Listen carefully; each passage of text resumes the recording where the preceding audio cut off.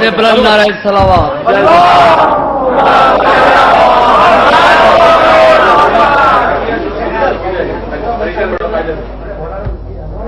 چند شعر علامہ عرفان ضرابی صاحب کے مولا علی کی شان میں سماعت.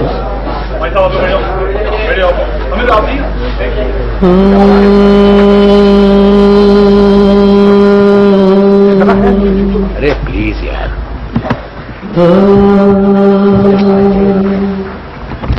یہ تو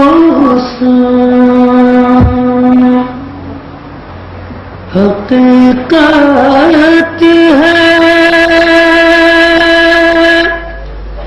بندگی کے لیے، یہی تو حقیقت ہے بندگی کے لیے.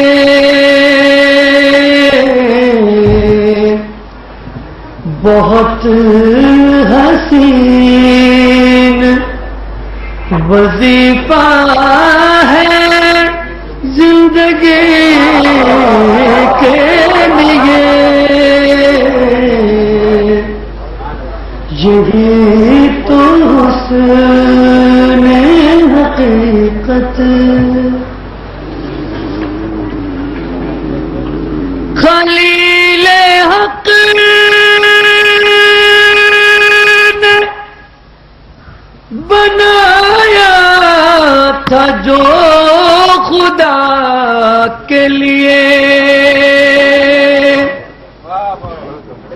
خلیل حق نے بنایا تھا جو خدا کے لیے، خدا نے کر دیا مخصوص وہ علی کے لیے، خدا نے کر دیا مخصوص وہ علی کے لیے. نصیریوں کے خدا کا بنا دچا خانہ، نصیریوں کے خدا کا بنا دچا خانہ، وہاں پہ جاتے ہیں سب لوگ بندگی کے لیے، وہاں پہ جاتے ہیں سب لوگ بندگی کے لیے. نبی نبی کی صدائیں علی علی کی پکار، نبی نبی علی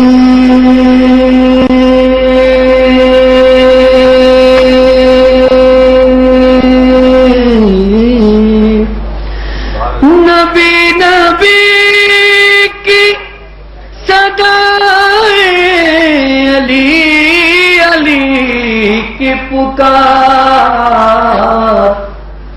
بہت حسین وظیفہ ہے زندگی کے لیے، بہت حسین وظیفہ ہے زندگی کے لیے.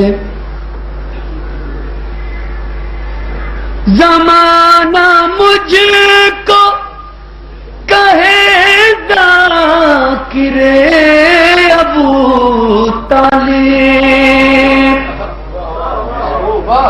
زمانہ مجھ کو کہے ذاکر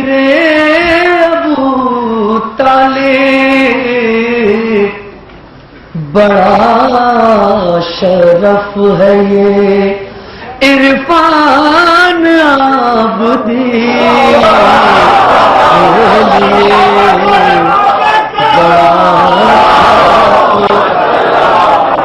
زمانہ مجھے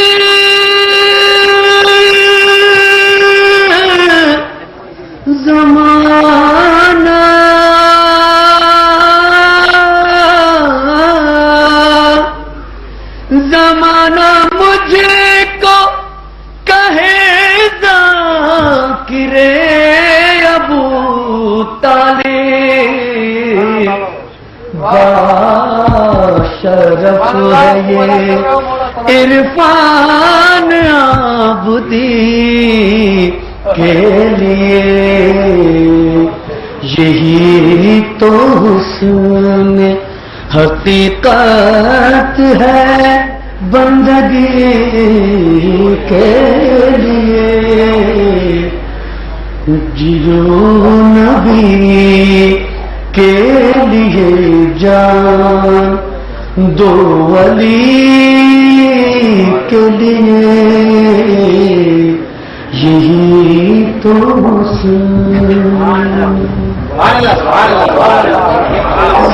اور محمد محمد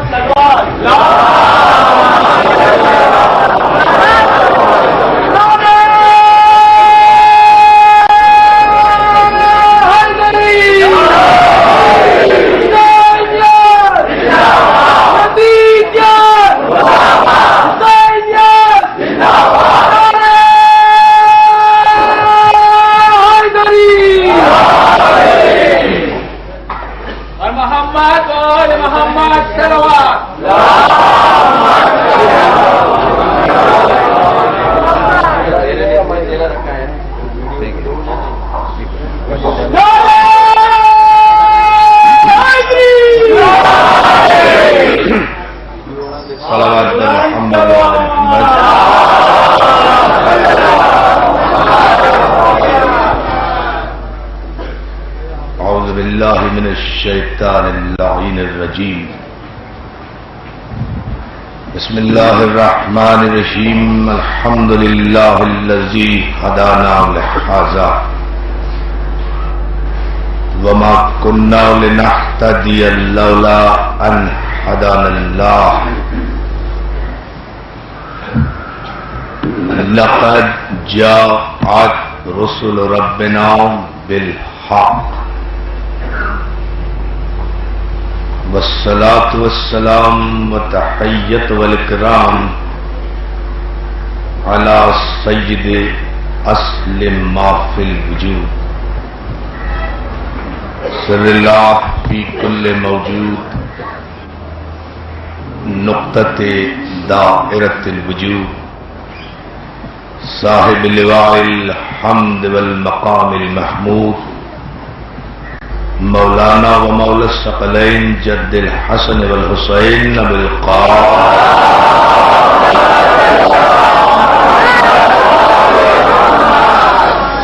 وآلہ الطیبین الطاہرین المعصومین المنتجبین المظلومین ولعنۃ اللہ علی اعدائہم اجمعین من یومنا ھذا الی یوم الدین۔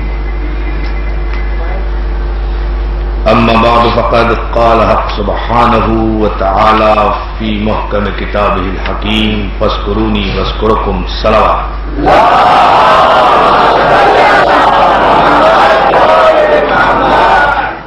عزیزان محترم، برادران ایمانی، عزاداران سید الشہداء، میرے لیے یہ مقام فخر ہے کہ مجھے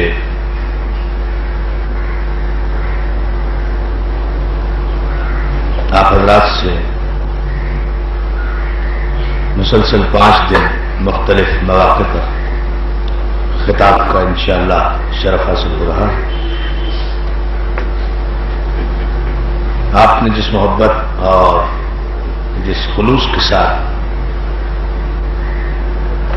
مجھے ذکر حسین کے لیے یہاں طلب کیا،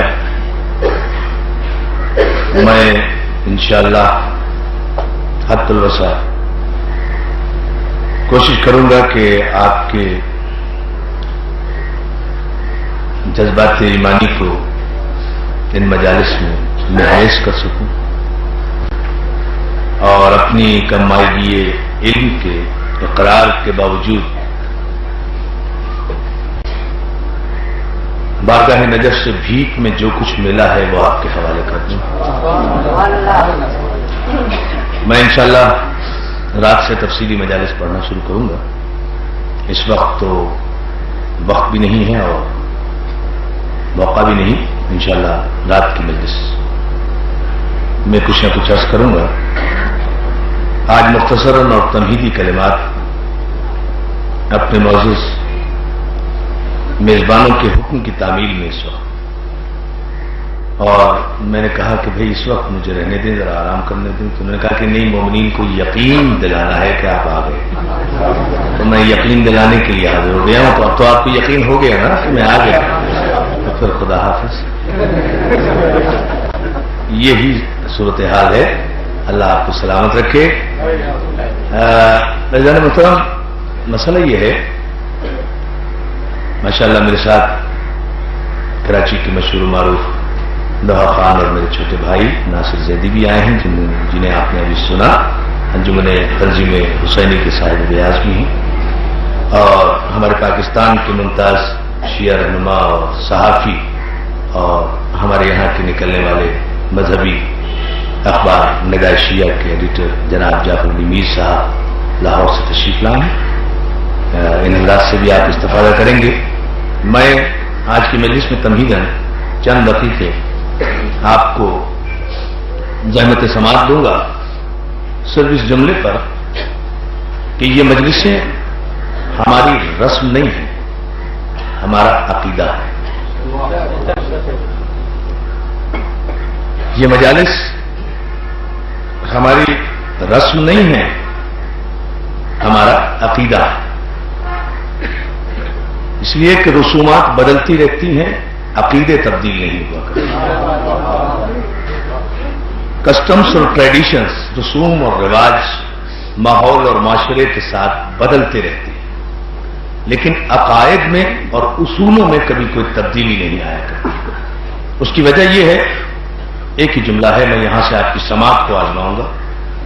رسمیں بدلتی رہتی ہیں، عقیدے کبھی تبدیل نہیں ہوا کرتے، اس لیے کہ رسومات معاشرے کی پیداوار ہوتی ہے. ذرا سا آپ کو علمی اعتبار سے بلند ہو کر اس جملے پر توجہ فرمانا. ماشاءاللہ آپ حضرات صاحبان علم ہیں، آپ حوصلہ افزائی کریں گے ایک مسافر سمجھ کر ہی صحیح. عزیزان محترم، رسومات معاشرے کی پیداوار ہوتی ہے، عقیدہ کسی معاشرے کی پیداوار نہیں ہوتا. عقیدہ مخبر صادق کی خبر سے بنتا ہے.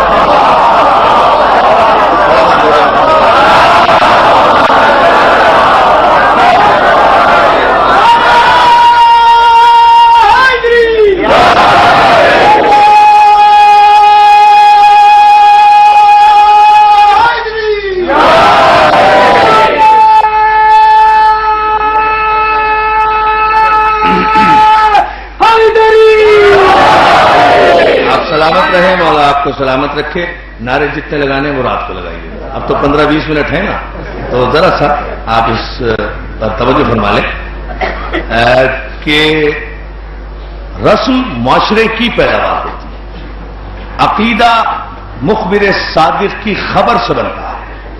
مخبر صادق وہ ہوتا ہے جو معصوم ہو، معصوم وہ ہوتا ہے جو عالم علم لدنی ہو، عالم علم لدنی وہ ہوتا ہے جو جاہل نہ ہو. عالم علم لدنی وہ ہوتا ہے جو جاہل نہ ہو. جاہل وہ نہیں ہوتا جو دنیا میں آ کر کسی کے سامنے زانوے ادب طے نہیں کرتا. صلوات میرے بابا سے بلا.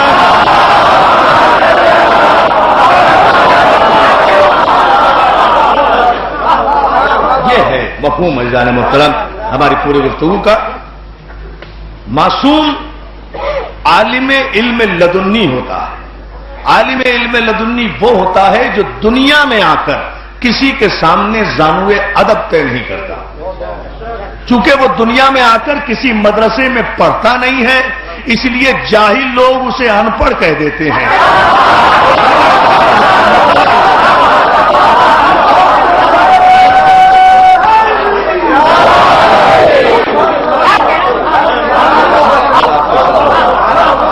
کیونکہ وہ دنیا میں آ کر کسی کے سامنے زانوے ادب طے نہیں کرتا، کسی مدرسے میں داخلہ نہیں لیتا، بتدریج اپنے معیار علمی کو بلند نہیں کرتا، اس کے علم میں ارتقا نہیں ہوتا۔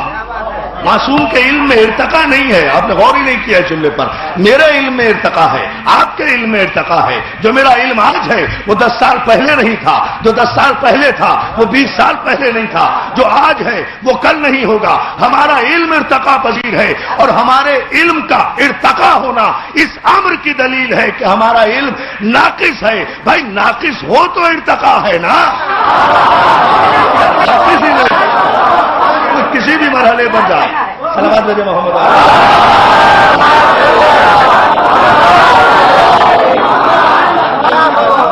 لیکن معصوم کے علم میں کوئی ارتقا نہیں ہوتا۔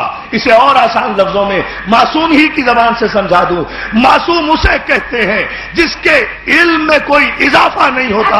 اس لیے ساری کائنات آدم و عالم میں پہلا اور آخری انسان ہے میرا مولا علی، جس نے پورے اعتماد کے ساتھ پوری انسانیت کو چیلنج کر کے، نہ علی سے پہلے کسی نے کہا نہ علی کے بعد آج تک کسی نے کہا، صرف ایک انسان ہے علی جس نے کہا لو کچھ الغدا مستطاع یقینا۔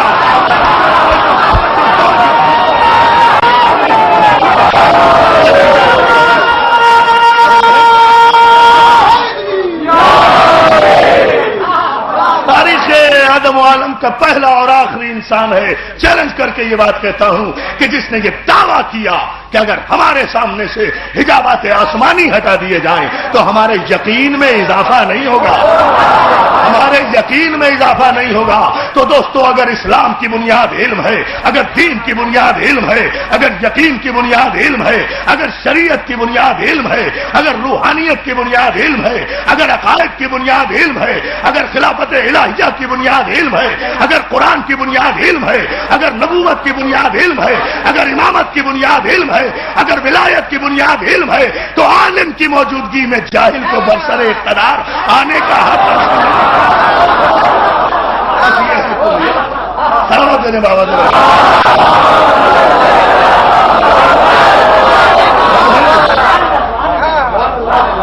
میں قطعاً تفصیل میں جانے سے گریز کر رہا ہوں، مغرب کی اذان سے پہلے مجھے مجلس ختم کرنا ہے، لیکن ذرا سا یہ ذہن میں رکھیں آپ، اگر دین اور شریعت کی بنیاد علم ہے تو پھر عالم اور جاہل برابر نہیں ہو سکتا۔ جھگڑا اتنا سا ہے، بھئی ہماری کوئی نئی بات نہیں ہے، خدا کی قسم ہمیں شخصیتوں سے اختلاف نہیں ہے۔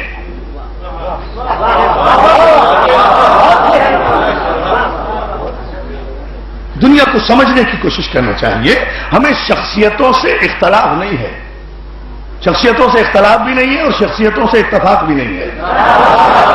اتفاق سے یہ ہمارے عقیدے کی، ہمارے مذہب کی بنیاد ہے کہ نہ ہم شخصیتوں کا اقرار کرتے ہیں نہ شخصیتوں کا انکار کرتے ہیں۔ شخصیت پرستی اسلام میں ہے ہی نہیں، اسلام میں تو علم کی بلندی کو سلام کیا جاتا ہے، اسلام میں کردار کی بلندی کو سلام کیا جاتا ہے۔ ہمارا کوئی عقیدہ قرآن سے ہٹ کر نہیں ہے۔ قرآن نے ایک قانون بنایا ہے کہ هل يستوي الذين يعلمون والذين لا يعلمون، کیا عالم اور جاہل برابر ہو سکتے ہیں؟ قرآن نے کہا هل يستوي الخبيث والطيب، کیا ناپاک اور پاک برابر ہو سکتے ہیں؟ آپ مجھے تفصیل میں لے جانا چاہتے ہیں؟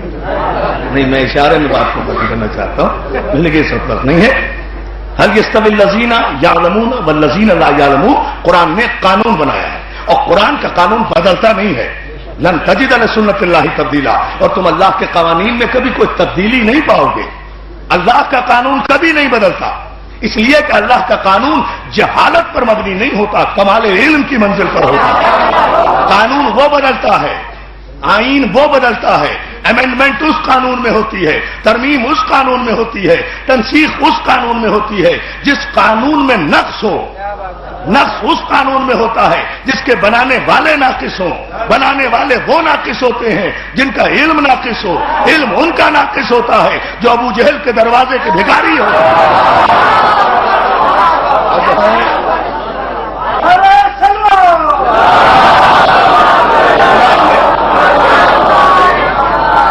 آج صرف یہ بنیاد سمجھ لیجیے چند لمحوں میں. حل یستوی الذین یعلمون والذین لا یعلمون، کیا جاننے والے اور نہ جاننے والے برابر ہو سکتے ہیں؟ اللہ نے ایک قانون بنایا کہ بھائی جاننے والے اور نہ متوجہ رہیں آپ ایک طرف رہنے دو بیٹا. جاننے والے اور نہ جاننے والے برابر نہیں ہو سکتے. عالم اور جاہل برابر نہیں ہو سکتے. فیصلہ آپ کر لیں پہلی مجلس میں، اور یہ پیغام میرا دے دیں دنیا بھر کے عالم اسلام کو کہ عالم اور جاہل برابر نہیں ہو سکتے. خبیث اور طیب برابر نہیں ہو سکتے. یہ قرآن نے کہا. وہ قرآن کی آیت ہے، یہ میرے اپنے لفظ نہیں. حل یستوی الخبیث والطیب، کیا خبیث اور طیب، ناپاک اور پاک برابر ہو سکتے ہیں؟ قرآن نے کہا کہ خبیث اور طیب برابر نہیں ہو سکتے. قرآن نے کہا کہ بینا اور نابینا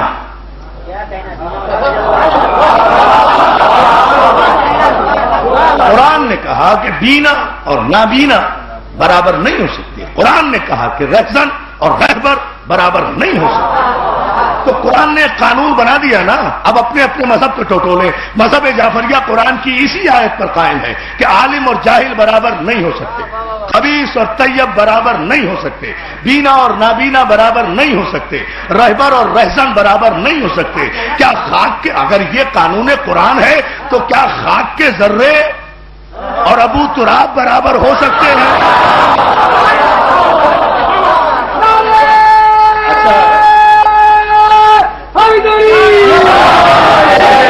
ابھی بھی آپ نے غور نہیں فرمایا. جب قرآن نے یہ قانون بنا دیا، ہم اپنا مذہب بتا رہے ہیں، کیا خاک کے ذرے اور ابو تراب برابر ہو سکتے ہیں؟ برابر نہیں ہو سکتے. اچھا یوں سمجھیے، کیا بشر اور خیر البشر برابر ہو سکتے ہیں؟ اچھا اور سمجھیے، کیا کلمہ پڑھنے والے اور کلمہ پڑھانے والے، اچھا اور کھلیے ذرا اور بات کو واضح کریں، کیا درود بھیجنے والے اور جن پر درود بھیجا جائے، اچھا نہیں ابھی اور سمجھیے بات اور کھلتی جائے گی، کیا درود بھیجنے والے اور جن پر درود بھیجا جائے وہ برابر ہو سکتے ہیں؟ اچھا نہیں اور سمجھیے، کیا مسئلہ پوچھنے والا اور مسئلہ بتانے والا،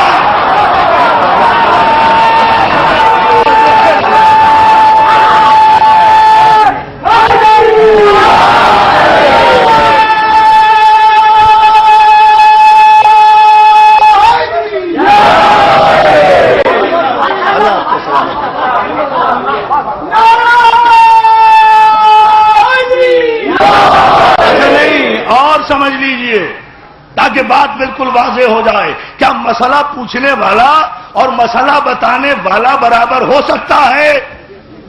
کیا ہلاک ہونے والا اور ہلاکت سے بچانے والا،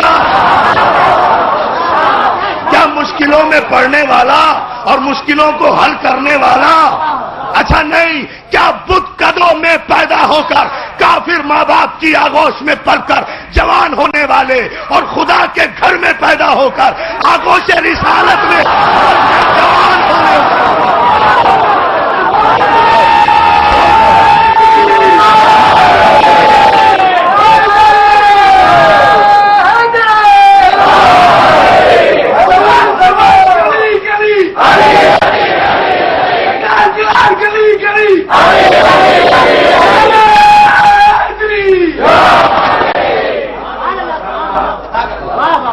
قرآن نے قانون بنایا ہے کہ خبیث اور طیب برابر نہیں ہو سکتے.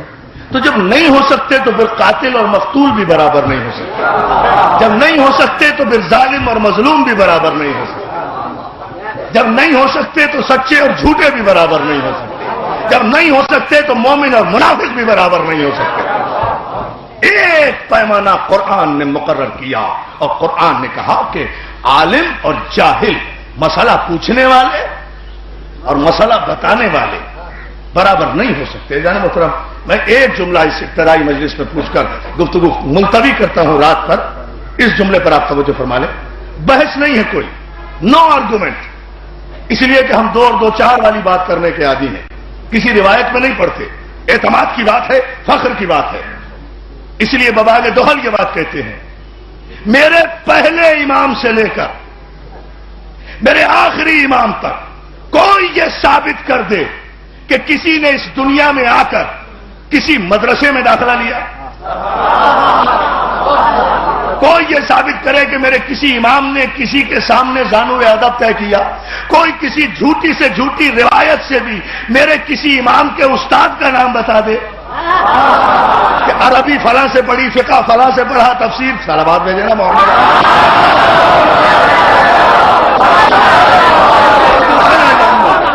کوئی یہ بتائے. بڑی سامنے کی بات ہے. میرے پہلے امام سے لے کر آخری امام تک کوئی یہ ثابت کر دے کہ میرے کسی امام نے دنیا میں آ کر کسی کے سامنے زانو ادب طے کیا.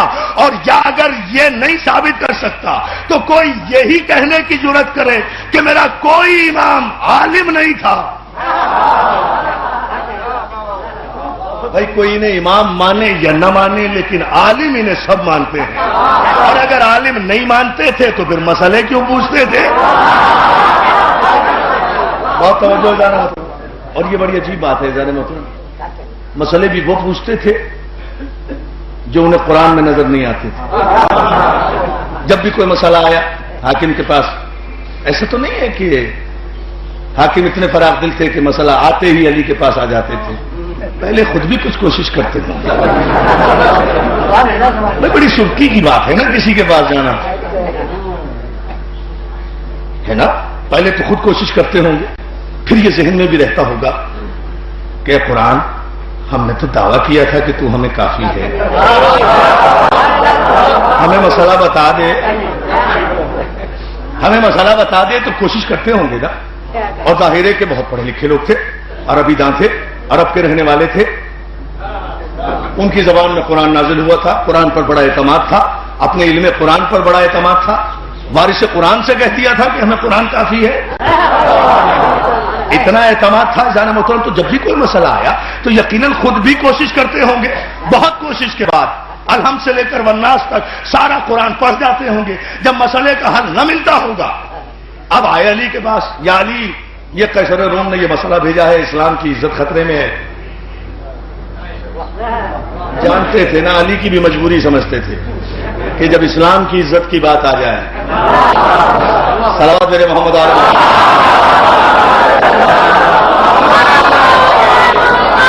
یا علی یہ مسئلہ حل کر دیجئے. یہ قیصر روم نے, فلاں ایرانی سلطنت نے, فلاں روما سلطنت نے, فلاں کافر نے, فلاں مشرک بادشاہ نے یہ شرعی مسئلہ بھیجا ہے, اس کو حل کر دیجئے. تو میرے مولا فرماتے ہیں بھائی اس قرآن میں موجود ہے. کہ مولا ہم نے تو سارا قرآن دیکھ لیا. ہم نے کہا کون سا قرآن دیکھا؟ کہ مولا یہ قرآن جو ہم سر پہ رکھ کے لائے ہیں. بہت توجہ جانا محترم. بس یہ آخری جملہ, یہ جو ہم آپ کی خدمت میں سر پہ رکھ کے لائے ہیں اسی قرآن میں کہا. اس قرآن میں مسئلہ نہیں ہے. اگر اس قرآن میں مسئلے کے جواب نہیں ہے تو پھر یہ قرآن مکمل کیسا ہے؟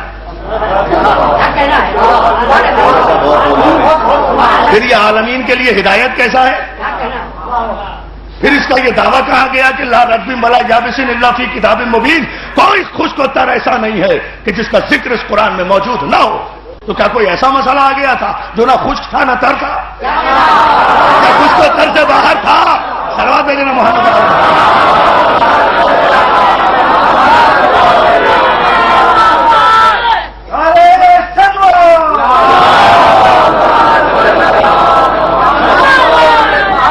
اللہ آپ کو سلامت رکھے.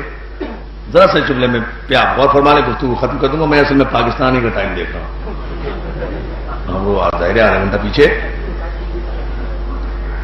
اذان کس وقت ہوتی ہے؟ 6:45 تقریباً. ہاں تو ذرا سا آپ اس جملے پہ توجہ فرما لیں. یا علی ہم نے اس مسئلے کا حل بہت تلاش کیا. ہمیں تو اس قرآن میں اس بڑے سکون سے سنیے, نتیجہ دیکھیں کتاب خوبصورت ہے. ہمیں تو اس قرآن میں اس مسئلے کا حل نظر نہیں آیا. میرے مولا کہتے ہیں کہ پھر یہ قرآن کیسا جو مسئلے کا حل پیش نہیں کرتا. یا علی ایک مرتبہ نہیں 10 مرتبہ الحمد سے لے کر والناس تک قرآن پڑھا. آپ کے پاس تو بہت دیر میں آئے ہیں. بحالت مجبوری آئے ہیں. یا علی کا مسئلہ کیا ہے؟ کہا مسئلہ یہ ہے. کہا لاؤ یہ قرآن مجھے دو، لاؤ یہ قرآن مجھے دو.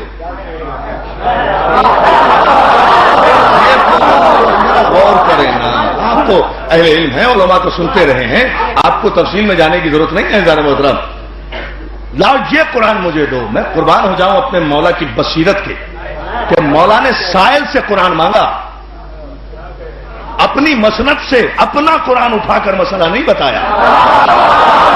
ورنہ کمزر سائل کہہ دیتا ہمارے قرآن میں نہیں تھا، علی کے قرآن میں تھا. اور جو محترم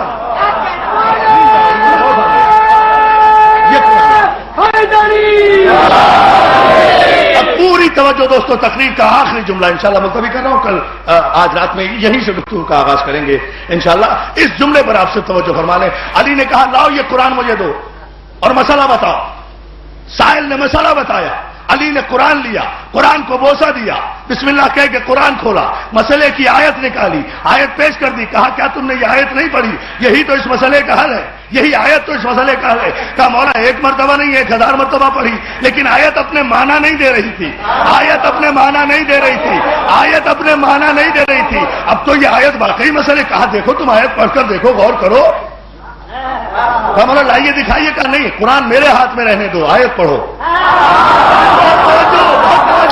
قرآن میرے ہاتھ میں رہنے دو، آیت پڑھو. مسئلے کا حل ہے یا نہیں؟ سائل نے کہا مولا بالکل مسئلے کا حل ہے. آپ نے غور نہیں فرمایا جان محترم. یہاں میں حضرت علامہ رشید ترابی علی اللہ مقامہ کا ایک جملہ کوٹ کرتا ہوں. سرکار فرمایا کرتے تھے، انہی کا جملہ میں عرض کر رہا ہوں. مولا فرماتے یہ مسئلہ کیا تھا؟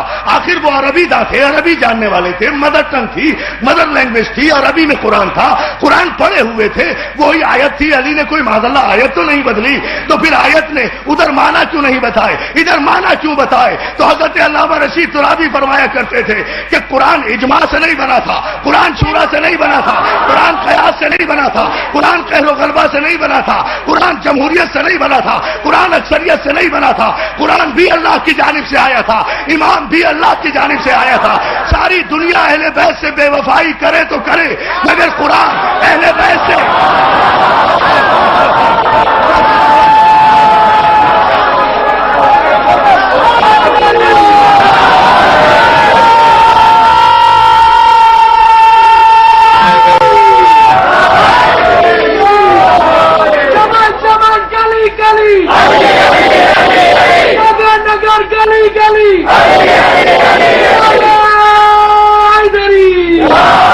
ساری دنیا اہل بیت سے. ابھی علامہ رشید ترابی کا جملہ مکمل نہیں ہوا. یہ جملہ سنیں گے تو آپ چھلکیں گے، آپ زمین پر فرش پہ نہیں رہ سکیں گے. اتنا قیامت کا جملہ سرکار علامہ نے فرمایا. کہتے ہیں ساری دنیا اہل بیت کو چھوڑ کر چلی جائے، مگر قرآن کبھی اہل بیت سے بے وفائی نہیں کر سکتا تھا، اس لیے کہ قرآن بھی معصوم ہے، اہل بیت بھی معصوم ہے. ساری دنیا علی کو چھوڑ دے، مگر قرآن علی کو نہیں چھوڑ سکتا تھا. اسی لیے ہوتا یہ تھا جب مسئلہ آتا تھا تو قرآن دیکھا جاتا تھا، لیکن مسئلے کا حل پیش نہیں ہوتا تھا، اس لیے کہ قرآن اللہ کا کلام ہے، آل محمد سے بے وفائی نہیں کر سکتا تھا. وجہ یہ ہے، جملہ سنیں علامہ کا، آخری آدمی تک مولا چشم بد سے محفوظ رکھے اس تاریخی اجتماع کو. تو فتن آپ کو آغاز میں جملہ دے رہا ہوں.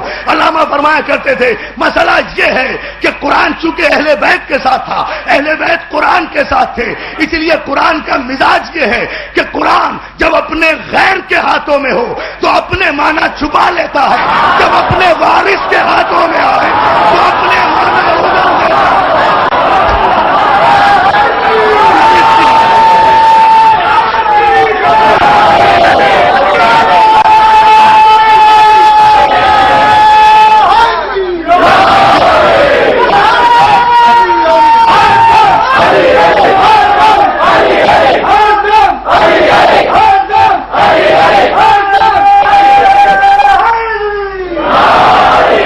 سلامت رکھے یا علی مدد کہنے والوں کو. جو ہے نا عزیزان محترم، یہ ہے مسئلہ. قرآن جب اپنے غیر کے ہاتھوں میں ہوتا ہے اپنے معنی چھپا لیتا ہے، جب اپنے وارث کے بارگاہ میں آتا ہے اپنے معنی اگل دیتا ہے. جو ہے عزیزان محترم، مذہب تبدیل کر دوں اپنا اگر کوئی یہ بتائے کہ قرآن نے اہل بیت کے علاوہ بھی کسی کو معنی بتائے ہیں. آج تک لوگ الجھ رہے ہیں. اگر قرآن اہل بیت کے علاوہ کسی کو معنی بتاتا تو لوگ کبھی یہ نہ کہتے سوال کرنے والوں سے کہ ٹھہر جا بیٹی سے پوچھ کے بتاتا ہوں. توجہ ہے نہ جانے میں کبھی یہ نہ خراب کرے بابا قرآن اہل بیت سے بے وفائی نہیں کر سکتا. اگر ساری امت بھی اہل بیت کو چھوڑ جائے تو قرآن کبھی اہل بیت کا دامن نہیں چھوڑتا. اہل بیت کبھی قرآن نہیں چھوڑتے, قرآن کبھی اہل بیت نہیں چھوڑتا. یہی دیکھیں گے آپ کہ 2 لاکھ کے لشکر میں ایک نہیں ہے جو حسین کی طرفداری کرے, لیکن سر حسین نیزے پر قرآن پڑھ کر اعلان کر رہا ہے ساری دنیا چھوڑ جائے تو چھوڑ جائے, قرآن حسین کو نہیں چھوڑے. سر حسین نیزے پہ تلاوت کر رہا ہے جزا کر مولا آپ کو سلامت رکھیے. کتنی دور ہے ہم سے کربلا. ابھی آپ چھلک رہے تھے, ابھی آپ کی آنکھوں سے آنسو چھلک رہے ہیں. کتنا نزدیک ہے ہم کربلا سے. ان آنکھوں کو کتنا پیار ہے کربلا کے پیاسوں سے. جانب اکرم, ان آنکھوں کو کتنا پیار ہے کربلا کے پیاسوں سے. سر حسین نے نوک نیزہ پہ تلاوت کی. اور یہ بھی دوستو یہ جملہ سن لیجئے, مصائب میں بھی چیلنج کا جملہ ہے کہ آدم سے لے کر خاتم تک, خاتم سے لے کر آج تک دنیا میں کوئی نبی, کوئی وصی, کوئی ولی, کوئی امام ایسا نہیں گزرا سوائے حسین کے کہ جس نے نوک نیزہ پر قرآن پڑھا. پہلا اور آخری انسان ہے حسین تاریخ انسانیت کا کہ جس نے نیزے پر قرآن کے کیا. اور ظاہر ہے کہ کٹا ہوا سر اگر نیزے پر اچانک قرآن پڑھنے لگے تو عزیزان محترم ساری نگاہیں اس سر کو دیکھیں گی نا. معجزہ ہو رہا ہے نا. حسین اپنے مقصد میں کامیاب ہو گئے. حسین بھی یہی چاہتے تھے, ارے میں نیزے پر قرآن پڑھ دوں تاکہ 2 لاکھ نامحرموں کی نگاہیں میرے سر کو دیکھیں, میری زینب کے کھلے سر پہ نظر نہ پڑے.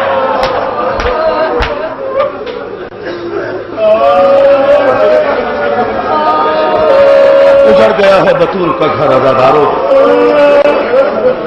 جزاک اللہ. بس یہ جملہ سن لیجئے, وقت دامن وقت میں گنجائش نہیں رہی. صرف ایک جملہ کہہ کر 11 محرم کو جب یہ قافلہ لٹ کر چلا ہے کربلا سے تو جناب فضہ کہتی ہیں کہ مجھے علی بہت یاد ہے. اگر سمجھ گئے تو پھر سنا روکے, میں مجلس ختم کر دوں گا. جناب فضہ کہتی ہے 11 محرم کو مجھے علی بہت یاد آئے. کسی نے پوچھا علی کیوں یاد آئے؟ کہا علی اس لیے مجھے 11 محرم کو یاد آئے کہ جب زینب بہت چھوٹی تھی ہر وقت میری گود میں رہا کرتی تھی, کبھی میں گود سے شہزادی کو اتارا نہیں کرتی تھی, تو علی اکثر مجھ سے کہا کرتے تھے فضہ زینب کو پیدل چلنے کی عادت ڈال.